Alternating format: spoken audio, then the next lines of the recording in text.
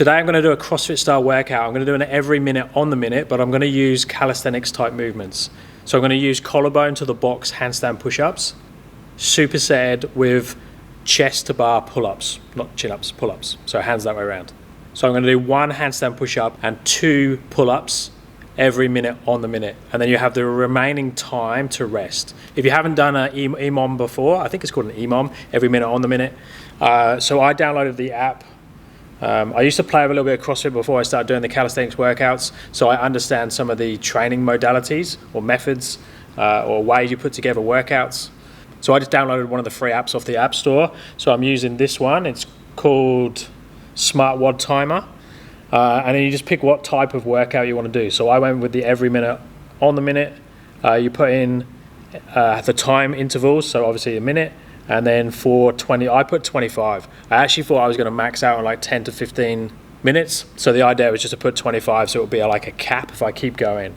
That's as simple as the setup, and all that does is that gives you a countdown. So you press that to start, and then it counts down till you get into position. And then you start the first set. So I done the handstand push-up, came back up, went over to the pull-ups, done 2 reps, and then I got the remaining time to rest before the next set. And then it'll give you a countdown before you start that second set. Now you can obviously scale this. You could still go with the handstand push-up variation and the pull-up variation. You just scale it to your level. I wanted something that I could achieve around the 15 sets. So in my head, I thought I could do collarbone to box handstand push-ups and 2 pull-ups trying to get my chest to touch the bar. But if you don't have deficit handstand push-ups, you could do a handstand push-up on the floor. You could just do the eccentric, so starting at the top and just showing control all the way down with a certain hold at the bottom. You could do, if you have the strength but don't have the balance yet, you could do the wall version. So you could do the eccentric or the full reps, sliding the feet up and down the wall. Another way of doing it, if you're not sure which one to pick, is pick a harder variation, and then as soon as you get too tired to achieve the rep, drop down to one of the easier progressions. I was going to do that if I didn't hit the 15 sets. And I'd also have in your head a certain quality that you want to achieve before you can say it's a no rep.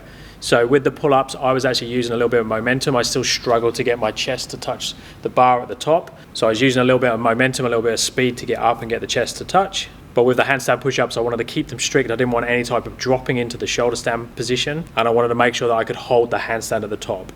So you'll see that I got 25 rounds. I was surprised I actually got 25, but I still managed to hold a good handstand at the end of the 25th handstand push-up. So what that's telling me is next time when I do this workout, I'm going to make the handstand push-ups. I'll maybe do 2 reps instead of 1, or maybe 1.5. So I'll do a handstand push-up and then do an eccentric with a shoulder stand hold at the bottom, and maybe go to 3 pull-ups. Let me know how you go. If you try this one, which variations you use. If you try it with other movements, to see how that works with this calisthenic strength, but using the CrossFit style timing system. Normal deal, thumbs up and subscribe would be appreciated, and drop any questions in the comments as well. Speak to you soon.